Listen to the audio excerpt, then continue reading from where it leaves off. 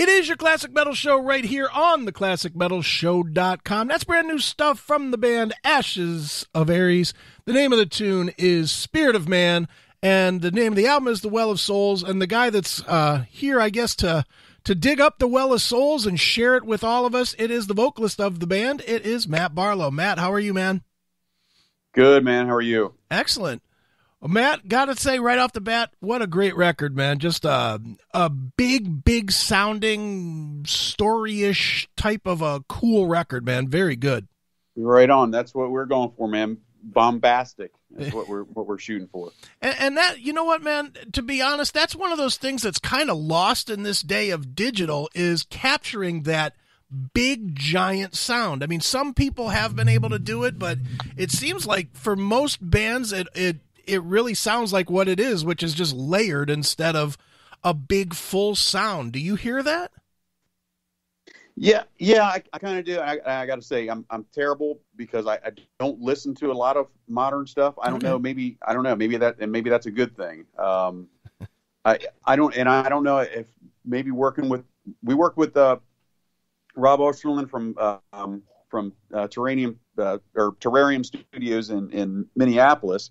I worked with him with We Are Sentinels. I just hit it off with him. I thought he was really a great guy, but I hadn't worked on a full production with him. I mean, I did the vocals with him for that record, but he did our mix, and it was really just a matter of, hey, Rob, we're doing this. We're doing a new Ashes record. We're doing all the parts ourselves at our home studios. You want to do the mix? And he goes, yeah. And so, okay, awesome. So then we took all of our little bits. Freddie did all the guitars, bass, and all that stuff at his studio. Van did the drums at his studio, and I did all the vocals at mine. Sent it all to Rob. Rob, cleaned stuff up. He reamped Freddie's stuff and had a basic mix of the songs ready. So when we got there to start mixing, Freddie and I just started, picking. Sure. And so, I mean, I think that, I got to give at least partial credit to Rob for making the big sound. But he had a great ear. I think he knew what we were going for. I think that he took notes on, the stuff that we wanted to do a little bit differently from the first record. And he addressed those things. And so that worked out really well, I think. Sure. And I think we ended up having a really big sounding record. So we're very happy with it. We're very happy. No doubt. Well, Matt, when you went into this process of writing Well, so and before I even ask the question, let me take a step back and just tell you, strictly as a fan, it doesn't sound like it's necessarily, part two of the first record. It really sounds like you guys took a little, I don't know, I'm going to guess extra time or extra, creative time to create something that was independent of anything else that you've done. And with that said, was there a difference in writing or recording, or did you guys just have a different vision for Well of Souls than the debut? I think that independently we did have different visions. I'm not saying that we all shared like Freddie and I didn't necessarily share a vision. Okay. I know that Freddie he went out of his way. He said, we want to make this next one heavier. Okay. And again, it's the definition of heavy, because some people's definition of heavy is just like, rah, rah, rah, rah, in your face, like all the time. And that's not really our definition. Our definition is darker, more sinister a little bit. So he was even going for, there's bits in there where you can see his doom influence and his, little Danzig-y kind of pieces and things like that. I think, he was really going for like a darker, just a, darker, deeper feel. And then also some, really crunchy, thrashy stuff. And I'm always cool for dark, man. I'm always good on the dark side, but then also, sometimes it's kind of cool and playful to do some lighter things like, hey man, yeah, this is super dark. Let's add some really cool harmonies in here, Right. So with that, I think it lends itself to sounding maybe a little different, and that's cool. I'm totally down with that. That's what we want. So if I throw some some crazy harmonies over top of lighter harmonies over really dark, dingy stuff that Freddie's writing. I just think it makes it a cool sound. So, and that makes it sound different. Sure. So that's what we shoot for. For you as a both a songwriter and a singer, is that the goal just for you to create something that you haven't done before, to not just carbon copy what you're known for the last 20 whatever years? Yeah. I mean, I want to expand, I want to kind of spread my wings a little bit. With We Are Sentinels, I mean, that was the prime example. Mm-hmm. Like, hey, fuck it. Let's do something completely different. Right. I don't want to do that for Ashes. I mean, I know Ashes is a metal band, and I know that, I have certain expectations for myself to give to Freddie. You know what I mean? Freddie is a metal guy, man, and he deserves it. He deserves every bit of metal that I can give him. If I can squeeze in some harmonies here and there that he's okay with, or do some like crazy little high, jazzy bits up there that he kind of cringes at, but goes, okay, it's cool. Then that's cool. Right. That's what I shoot for. I do want to make it different, but I want to stay within the realm of metal, obviously, with Ashes, and make it as heavy and kind of gritty as we can as well. But also, yeah, man, have fun with it. Sure. I mean, why not? That's what we're here for. And to do, doing the carbon copy stuff, man. I mean, what's the point? What's the point in that? I mean, nobody wants to hear that. Right. So, and the interesting thing is, because you have, history with obviously a much, a bigger band. Right. If you did the carbon copy stuff, then you'd never be able to grow this project on its own merits. You would simply be, all right, well, he's just trying to sound like that, Right. And and the thing is, it's hard. Sometimes it's hard to escape the comparisons because my voice, Sure. what I mean? It's still my voice no matter what. And I'm still going to deliver things, emotionally like I have before. So people are always going to draw comparisons with Iced Earth, and that's fine. I'm completely cool with that. I'm proud of my time in Iced Earth, proud of everything that I've done with them, proud of them right now, going on and kicking ass. So I don't have any problem with that whatsoever, the comparisons. But that being said, I want Ashes to have its own identity as well. I think that as my writing partner, Freddie deserves that. He Sure. deserves to have that identity, his own identity, and in Ashes. And I think that's really important. That's what we're striving to do. And also, hey man, there's already an Iced Earth out there. Right. They're touring, they're kicking ass, as I stated before. Why would I want to do Iced Earth stuff? Right. No doubt. Well, one of the surprising things to me was I had read, I don't know, year and a half ago, whatever, that Van had left Ashes, and then he's back on this record. Is he back with the band, or is he just helping out, or what? No, it just kind of worked out, man. So Van departed. There were issues early on. One of the things that took a little bit of time with the band getting the record out. His wife was diagnosed with cancer. So she was battling that for a long time. It weighed heavily on Van, and he also had another project with Ghost Ship Octavius, which is more really his full time gig, because he can actually tour with them. They're more open to touring than Freddie and I are, because we have other types of careers. Sure. So anyway, with that being said, he stepped down from the band. So it was Freddie and I going, okay, so let's go ahead and get all this stuff together, get these songs that we had been working on some songs with Van, and let's get those together. Let's get these other songs that we're working on together. Freddie ended up programming drums, doing a phenomenal job, I thought, for programming the drums so we could get our demo completely done. So we had the entire record pretty much demoed up.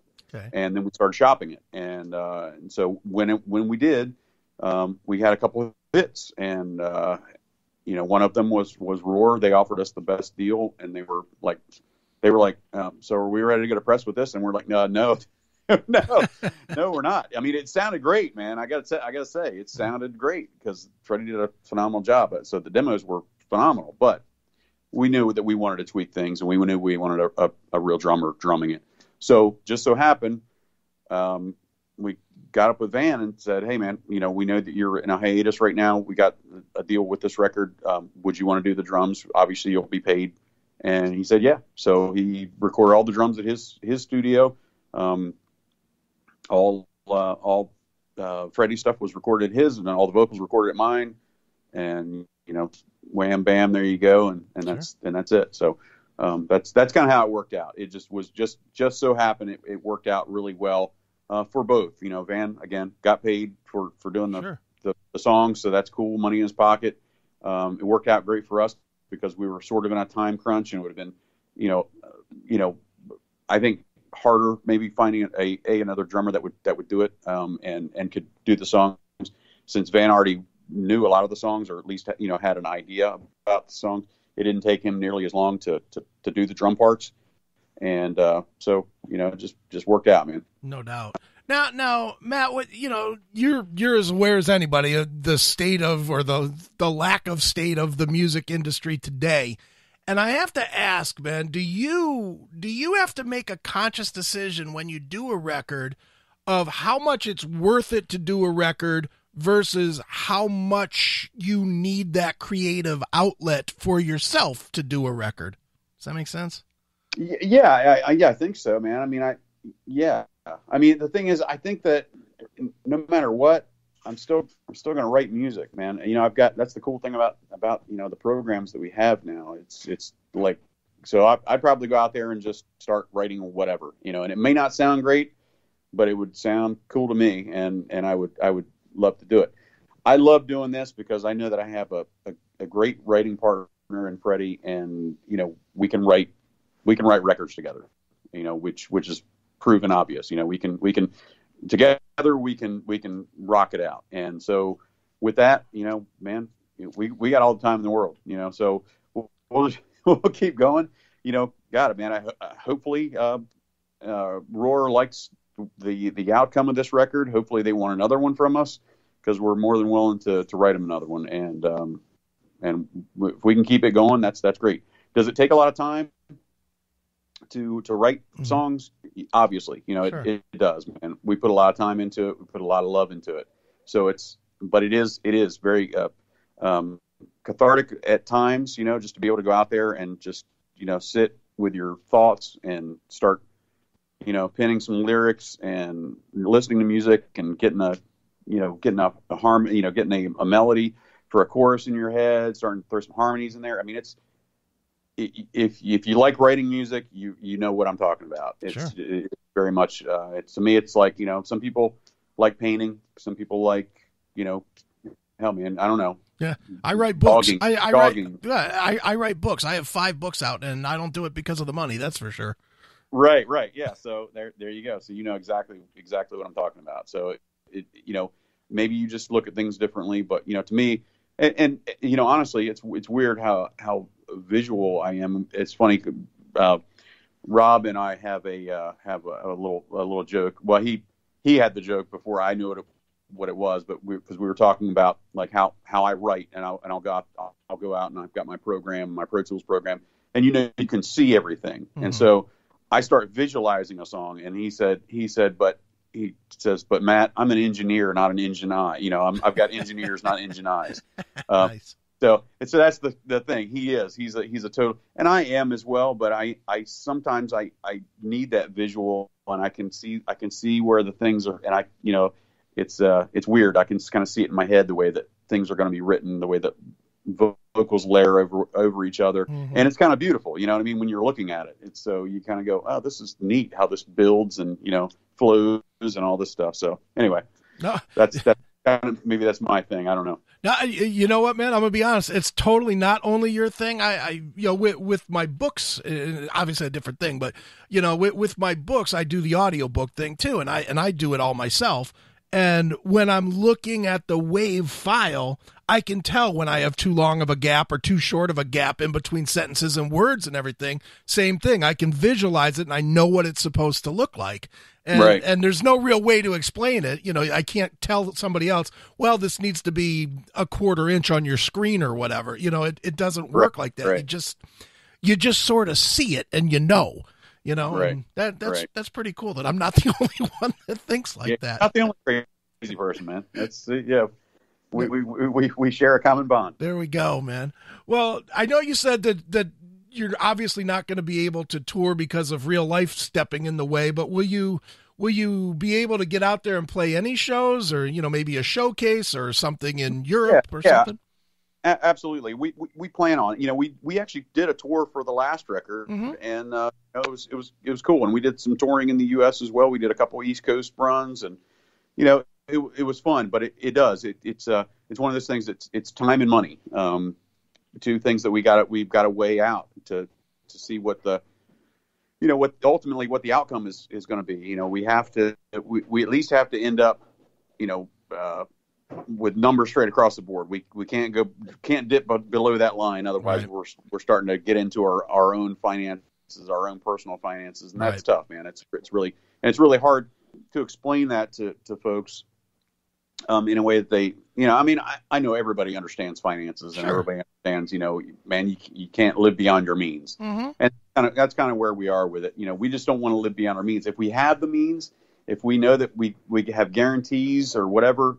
And those things, the last tour we had to cancel some South American stuff because we were like, they were like promising us guarantees. We were like, well, we're not going to even book our flights until we see money in the bank because we can't afford it, man. We can't afford, tickets for 5 band members to go down to South America, without that money. It would be a different story if, hey, man, we flew down there and, I'm not saying that we would be cool with this at all, but if we got money to fly down there and we did the show and shit happened down there, it is what it is, I guess. But but we want to know that we can afford to cover our bills and do this. We're not. Yes, it's great fun, it's phenomenal, but we can't go into debt doing it, and we're not going. So we've made that promise to ourselves, and we'll tell that to our fans. Hopefully they certainly understand that. But as long as we can keep cranking out, good music for them to play over and over in their stereos or whatever, then hopefully that works out. You sound way too responsible to be a musician, man. Yeah. Well, man, I'm pushing 50 years old, man. So I've kind of beyond the going out there and doing dumb stuff. Right. So. I hear you, man. Well, Matt, where can people go online to follow you and Ashes and hear samples and all that good stuff? You can go to our Facebook. We're very active on Facebook. We've got links to our label as well, Rock of Angels Records. They're out of Greece. We've got, just, hey man, Google us. You can find a ton of stuff. Very cool. Of stuff. Excellent. Well, Matt, as a tradition on the show, we always let the artist pick a closing track from the new record. Maybe tell us a quick story about it. So what would you like us to wrap this one up with? Oh boy. Let's see. Hardest question of the day. Caught me off guard, man. Well, I'll just say we'll do the Alien. This is we just released a video for this one, and it's kind of cool. I like some of the people wondering what it's about. There's obviously parallels there. It's about, the song's about one of my favorite superheroes, and I dare not say the name, but people can read between the lines on it. Right. But it is about the parallels kind of with the with a Messiah type figure, and those parallels were obvious to me in being a fan of this character, but also I think obvious in the original writers and creators of the character. I think that they had that in mind. At least that's my perception, and so that translates into the song, and there you go. So this is the Alien. All right, well, let's check it out right now. It is Ashes of Ares right here on your Classic Metal Show.